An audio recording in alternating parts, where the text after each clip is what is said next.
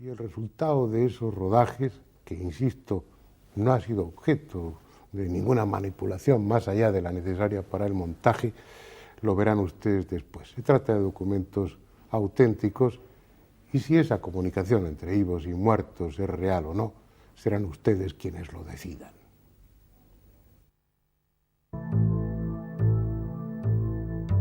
Nacemos y morimos. Esa es la síntesis llevada al extremo de cualquier biografía. Un paréntesis que se abre con el nacimiento y se cierra con la muerte.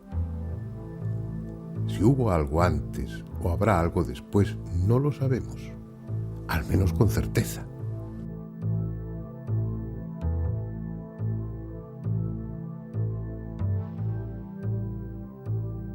Dentro de ese espacio entre dos incógnitas transcurre nuestra existencia. Una suma de pequeños y grandes acontecimientos, de anhelos y decepciones, de penas y alegrías que constituyen eso que llamamos vida. El tema es hoy como siempre ha sido. No nos conformamos con vivir ese paréntesis. Nuestro conjunto de recuerdos, de experiencias, de sentimientos, nuestro yo, en suma, se niega a diluirse en la nada. Sin embargo, cada noche nos entregamos al sueño sin recelo. ¿Por qué no entregarnos igual a la muerte, a ese sueño sin ensueños? Algo en nuestro interior se revela ante esa idea. No queremos morir. No queremos atravesar esa drástica barrera por miedo a que después no haya nada. Si tuviéramos la seguridad de que, como muchos creen, la muerte es solo un tránsito a otra vida diferente, todo sería distinto. La pérdida de nuestros amigos y parientes sería solo temporal y viviríamos con el consuelo de un futuro reencuentro. Y respecto a nosotros mismos, el miedo se reduciría a la enfermedad o al dolor que nos lleven a esa frontera entre esta vida y la otra.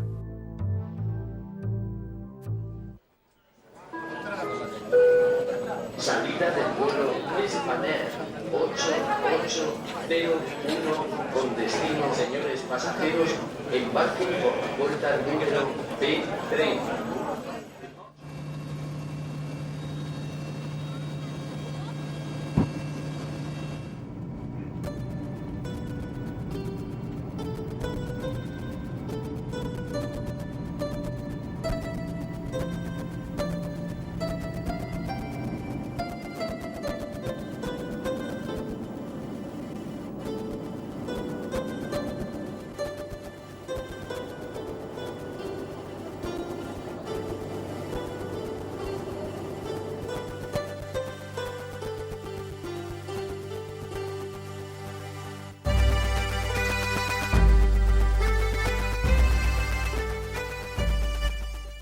Bien. ¿Me puedo cruzar de brazos?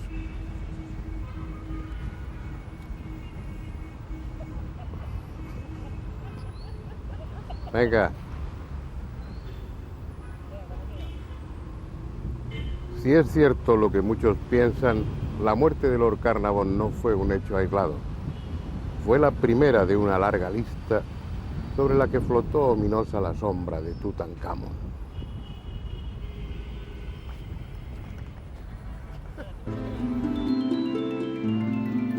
¿Qué razones hay para que Egipto ejerza esa fascinación sobre el viajero?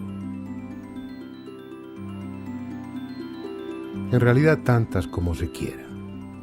Historia, grandiosidad, romanticismo, misterio, pero sobre todo el sentimiento de que allí hay algo oculto, algo por descubrir. Un secreto que ni arqueólogos ni historiadores han podido desvelar y que incomprensiblemente tiene que ver con nosotros, con cada uno de los que vamos. Es como si el antiguo Egipto nos perteneciese y nosotros le perteneciésemos a él. Intuimos que algo va a pasar en nuestro interior, que estando allí se va a abrir una puerta que nos hará entender quién sabe qué cosa trascendente. Más que de una visita, se trata de un reencuentro, de un regreso. Tal vez sea así porque durante 3000 años los sacerdotes constructores crearon uno de los centros místicos más importantes del mundo. Un lugar de tan elevada espiritualidad, de tanto poder, que a pesar del tiempo y de la destrucción, conserva parte de su fuerza y en lo más recóndito de nuestro cerebro sentimos su llamada. Comencemos otra vez. Otra vez. Bien. Cometemos otra vez. ¿Por qué piensa usted que el género de terror es tan Yo le hago atractivo? hablarme de usted porque este señor lo quiero y lo conozco desde que él era un estudiante. Listo, pero estudiante al fin, de psiquiatría. Y la culpa de que este señor se dedique a todos estos menesteres de misterios, de ovnis, de fantasmas, el culpable está presente ante ustedes. Y este señor, además de admirarlo y de respetarlo, bueno, además de admirarlo, lo quiero mucho, lo respeto como ser humano y como ahora mucho más entendido que cualquiera, y yo por supuesto, de estos menesteres. Dicha esta presentación, dígame usted, don Fernando. Pues bien, reverendo señor Ibáñez, senador, te preguntaba, ¿puedo tutear? Sí, ahora sí, después de hecha esta salvedad. Ah, inconveniente. Nada, soy ilustrísima. Bueno, también quería decirles a los lectores que estamos bien, a los lectores, a los espectadores, ustedes perdonen. Vamos a empezar otra vez, porque esto ya no, lo hemos jodido todo. Con lo bien que había quedado. Te quedas donde estabas y... Te das cuenta, mi querido colega, con lo gracioso, lo simpático, lo sencillo Pero que se había va a quedado. Se jode, que empiece él. No, y va a seguir, no va a empezar. A este individuo lo quiero tanto y le tengo tanto respeto que bueno, cuando está él las cosas me salen bastante peor de lo habitual. Pero la verdad es que no sé por qué. Yo tampoco. Y sí es cierto lo que él comentaba hace unos momentos, que bueno, es el responsable, no sé si para bien o para mal, de que yo empezara a hablar en los medios de comunicación de estos temas allá por el año 74, hace mucho tiempo.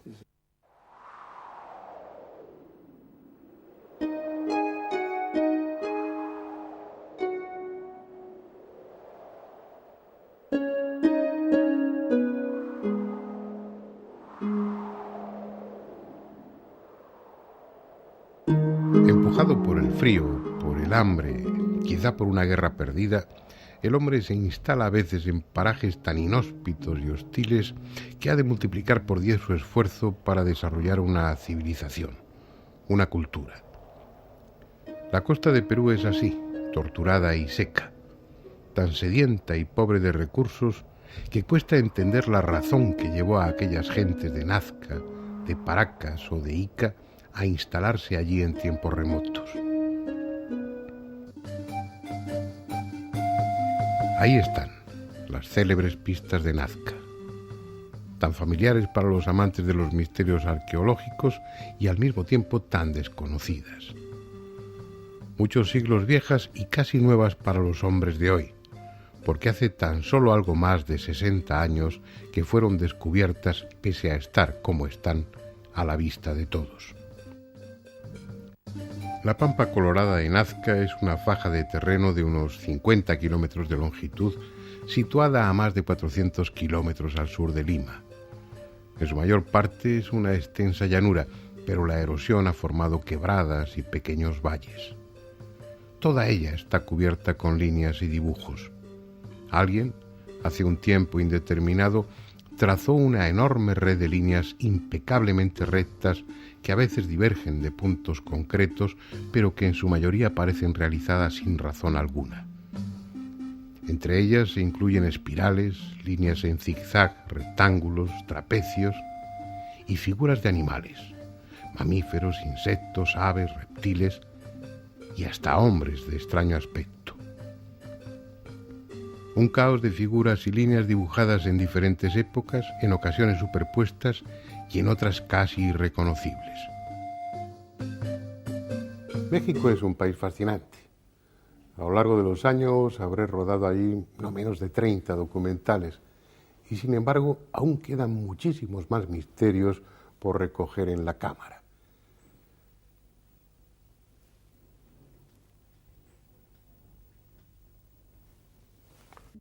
La Ciudad de México es una especie de monstruo insaciable que en su continuo crecimiento devora cuanto encuentra a su paso. Esta gigantesca urbe, de 20 millones de habitantes, es la capital de la nación, el centro administrativo y político. Pero es además el corazón de ese gran pueblo porque en ella se conserva la milagrosa imagen de la Virgen de Guadalupe, la patrona que todos los mexicanos veneran. Cada 12 de diciembre, cientos de miles de peregrinos acuden a su cita con la Virgen de Guadalupe. Vienen de todos los rincones del país, arrastrados por su fe, cumpliendo una promesa o en solicitud de ese favor que solo ella puede conceder.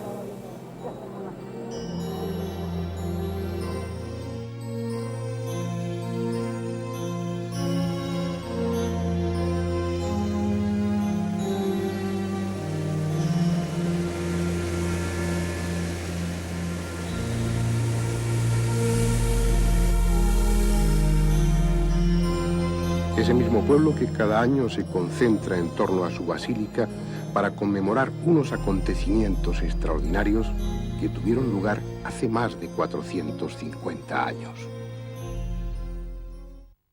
Fue una pequeña aventura, más romántica que peligrosa. No vimos ni una sola serpiente de cascabel, aunque allí abundan, y mucho menos uno de los pocos pumas que todavía quedan por allí. Lo que sí vimos fueron escorpiones, que no nos hicieron nada.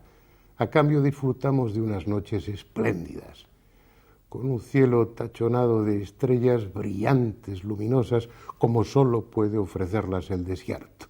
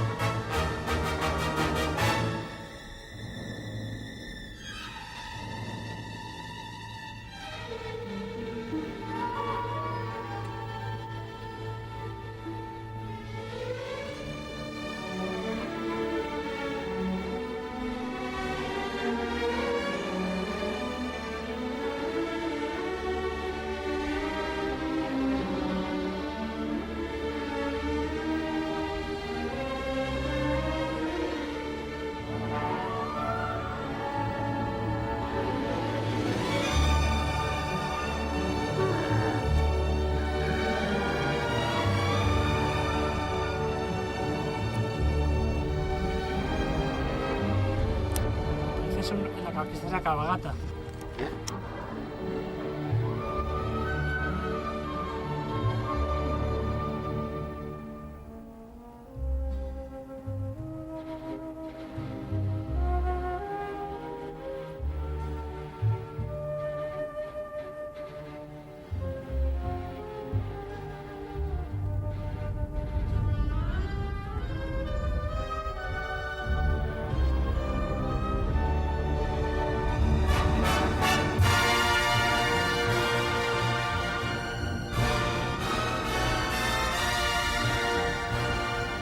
Ha quedado natural y se entiende todo. Pues venga, vamos, que hay que acabar enseguida, que hemos quedado.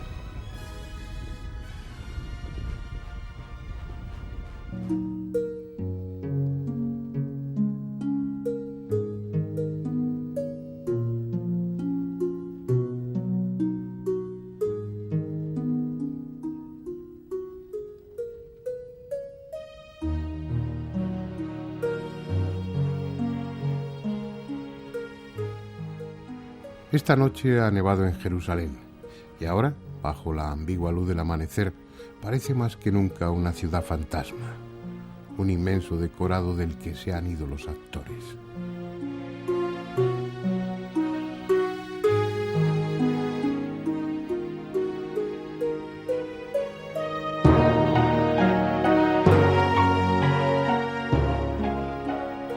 Es este un espectáculo insólito. Hace tan solo unas horas las carreteras de acceso estaban cerradas por el temporal. Ni los más ancianos recordaban una nevada semejante. Sin embargo, no habrá mucho tiempo para disfrutar de ello.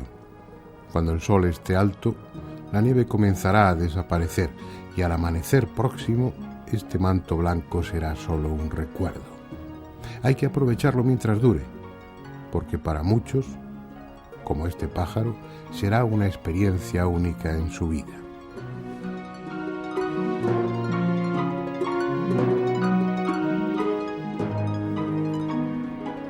Con nieve o sin ella, ninguna otra ciudad le es comparable.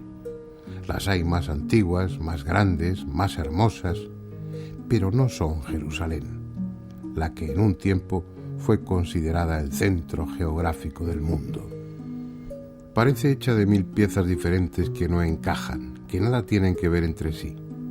Sin embargo, es esa misma diversidad la que da sentido y coherencia a la ciudad.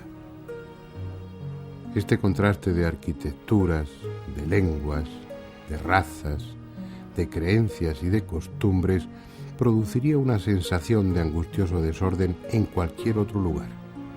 Pero aquí, en Jerusalén, resulta lo adecuado, lo natural, como si de esa forma fuese de todos sin pertenecer a nadie. Saul Bellow, el novelista norteamericano Premio Nobel de Literatura en 1976, tiene una frase que recoge perfectamente el espíritu de Jerusalén. En cualquier parte te mueres y te desintegras. Aquí te mueres y te mezclas.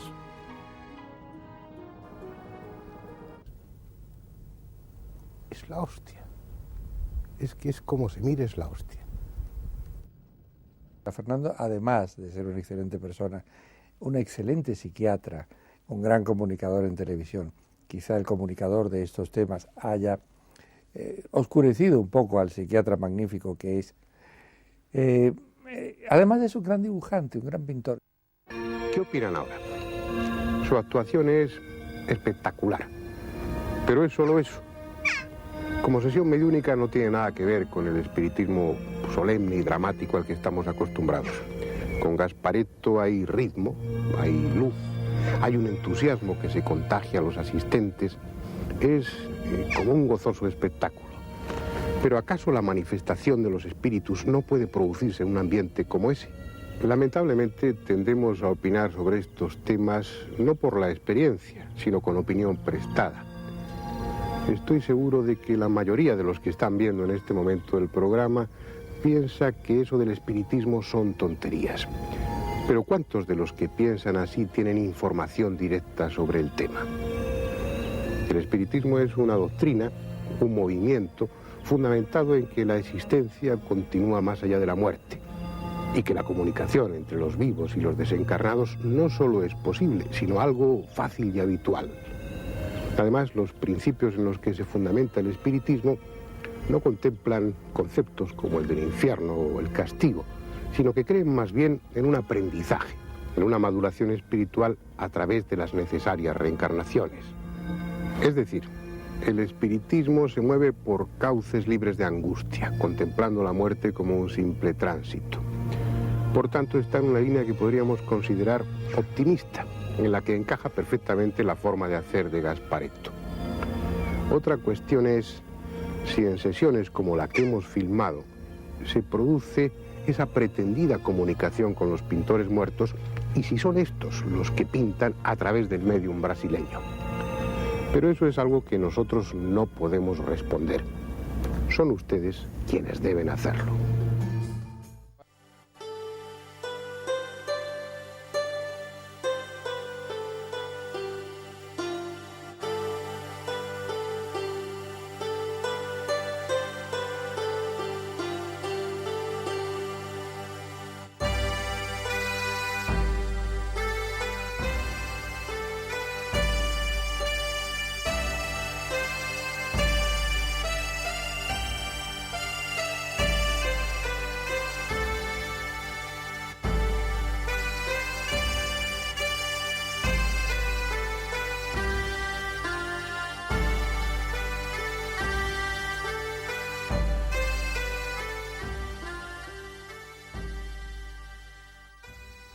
Estos no son años de utopías o leyendas.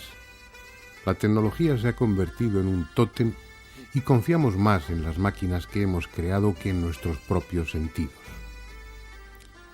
Dócilmente, por no parecer tontos o ingenuos, hemos asumido como si fuese un dogma que aquello que no pueda pesarse o medirse no es real, aunque lo tengamos delante de nuestros ojos.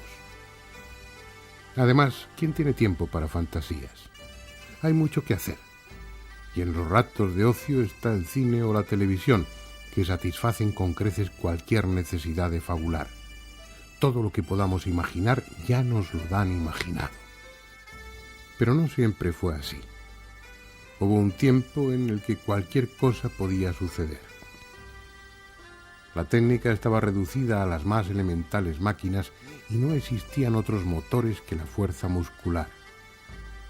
Todo lo que hoy nos es familiar no podía haber sido imaginado en aquella época ni por el más fantasioso de los adivinos. Saber leer o escribir era privilegio de unos pocos. Ni siquiera se había inventado aún la imprenta. Y el conocimiento, lo que la ciencia de entonces abarcaba, estaba en su mayor parte oculto tras los muros de los monasterios. No era ciertamente una etapa brillante de la historia. Había hambre, guerras, suciedad, epidemias y, sobre todo, ignorancia. Pero a cambio sobraba fantasía. Sin el yugo de la ciencia, el inconsciente colectivo se proyectaba libremente en todo tipo de mitos y supersticiones.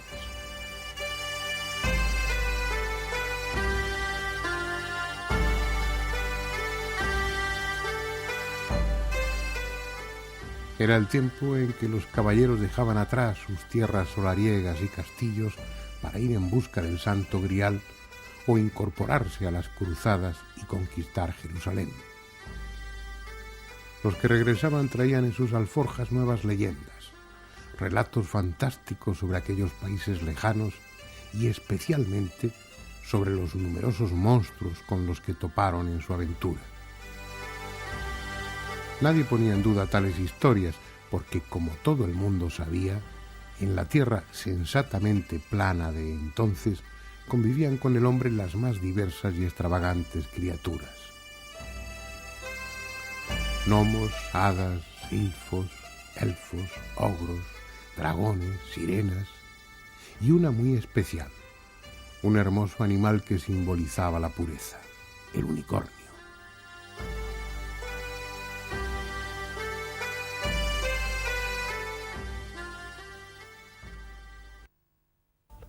Este testeo no me ha gustado, así que lo voy a repetir. Es, en definitiva, una explosión de vida, la misma que anima las viejas calles de cualquier ciudad, auténticos bazares en los que encontrar de todo y a todos. Gentes del Sind, de Beluchistán, del Punjab, de los lejanos valles del norte, y afganos, iraníes, hindúes, una población heterogénea y en constante crecimiento, a pesar de las campañas gubernamentales para que el índice de natalidad descienda. Aquí se vive la calle, se está en ella, se compra en ella, se come en ella. Es como un inmenso supermercado en el que puede adquirirse cualquier cosa, desde una cacerola hasta una sortija de oro, desde repuestos de automóvil a las más finas telas, susis tejidos a mano, agraques de diseños geométricos, bandinis, del terciopelo a la seda, del algodón al brocado, todas las texturas y todas las gamas imaginables de color. Y por supuesto, alfombras de una infinita variedad, las propias que ya constituyen una potente industria pakistaní, pero también las de Afganistán, las de Irán o las traídas de China.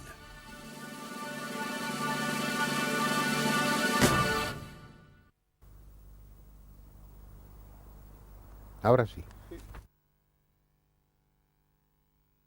Dame un cigarrito, Antonio. Espera, que voy a quitarme la cobra que me ha subido por el pantalón. No, era un escorpión. Grabando, ¿no?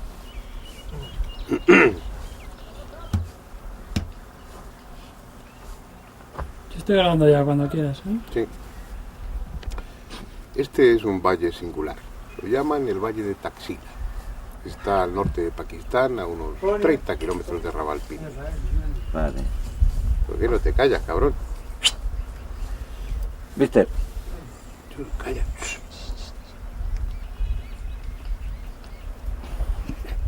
venga, 5. Este es un valle singular.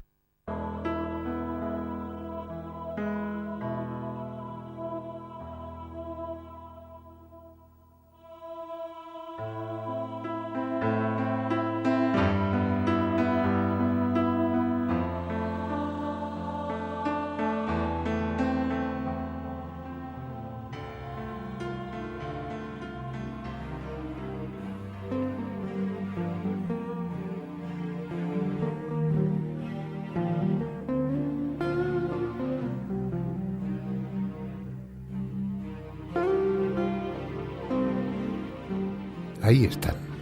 Son los llamados crop circles, los círculos del trigo o círculos de las cosechas que comenzaron a aparecer al principio de la década de los 80 en el sur de Inglaterra y que con el transcurso de los años han ido extendiéndose a otros países al tiempo que adquieren cada vez mayor complejidad y perfección. Un fenómeno del que la mayoría de la población mundial no tiene la menor idea, o a lo sumo, ha oído hablar de ello como una curiosidad que, según se explicó después por televisión, se reducía a una simple broma de dos jubilados ingleses. Sin embargo, les sugiero que presten atención a este programa, porque, como podrán deducir después, se trata de uno de los acontecimientos más extraordinarios y desconcertantes con los que se enfrenta la humanidad en este fin del milenio. Entre sus características insólitas está la periodicidad. Cada año, en la misma época y en la misma zona, los círculos de las cosechas hacen su aparición. Al punto que, además de a los investigadores, atraen a todo tipo de curiosos, que los graba o fotografía desde avionetas alquiladas como si se tratase de una atracción turística más. Esa regularidad y su carácter tangible, se trata de algo que puede tocarse o medirse, hacen del fenómeno una materia idónea para su investigación. No hay que basarse en la credibilidad de un testigo o en el análisis técnico de fotos y filmaciones, como en el caso de los ovnis. Aquí el investigador puede venir y estudiarlo directamente. Habíamos quedado en que me dabas una frase que era dentro o algo así. Si quieres, repito. Cualquier nombre, cualquier acontecimiento. Si uno es después de precisión, no se puede nada. Es mejor pensar que, bueno, la Biblia, aplicando esta clave, tiene más el carácter de una verdad. Si hablan la leche, si al final la jodo. Pero es por haber comido. Pero ya está bien de misticismo, y puesto que estamos en Karachi, la ciudad de los bazares, recorramos algunos de ellos. Son todo un espectáculo y para todos los sentidos también. No solo por su colorido, sino porque también es una cuestión de ruidos, de olores. Y además será una buena forma de tomarle el pulso a este país. ¿Comprenden? Pues venga. ¿Te ha valido? Es más, quiero estar despeinado del todo. Sí. A ver si estamos a lo que estamos. Vamos, menos cachondeo. El primer problema lo solucionaron con dos pequeñas presas y dos acueductos, gracias a los cuales el agua llegaba hasta Masada. Pero faltaba por solucionar el problema más importante: ¿cómo almacenarla? ¿Capichi? Pues eso. Tíralo un poco que le dé mejor la luz. Vale. Así.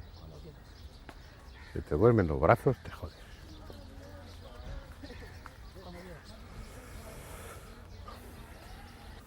Junto a una de las celdas que ocuparon los monjes de este monasterio budista de Juliá, tal vez sería bueno hacer una reflexión sobre esa primera etapa en la vida de Buda.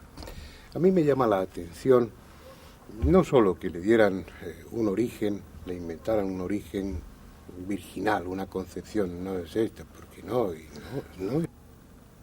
Son felices, pero ni siquiera son conscientes de su felicidad porque no conocen otro estado diferente a ese. Lo que importa o lo que convendría destacar es que ambos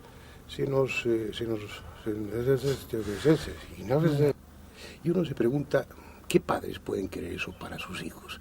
Habría que pensar en un exceso de amor, un amor casi patológico, o en el miedo a que si crecen y maduran, acaben ocupando su lugar.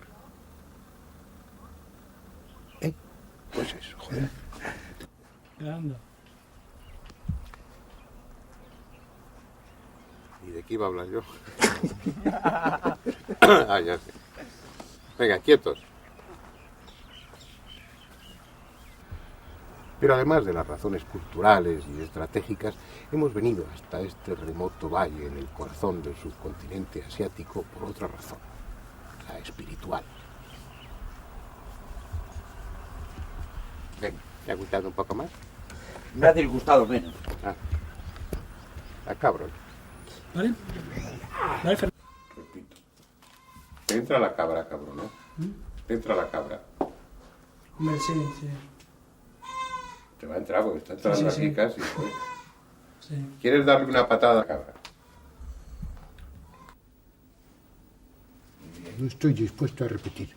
Siempre con el miedo, con el ligero miedo, de que alguno de estos meteoritos que deciden aterrizar en la zona del silencio, no en cualquier otra parte del mundo, cayera sobre nuestras cabezas.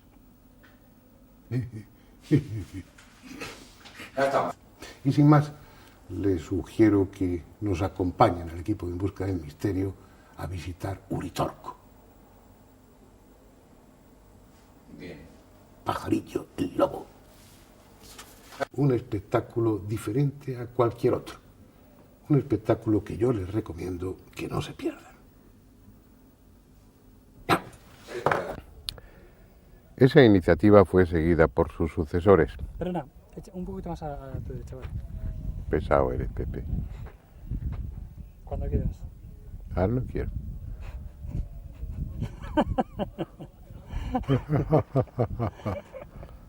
Venga. Ah, sí. Anda, coño. Creí que era una hormiga. Voladora. Es una hormiga con jibas. Hay más camellos. Dromedarios. Hay más dromedarios, camellos. Cuando un día, el 4 de noviembre de 1922, la piqueta dejó al descubierto el primer peldaño de una escalera que se hundía en el suelo del Valle de los Reyes. Era la entrada al suburbano.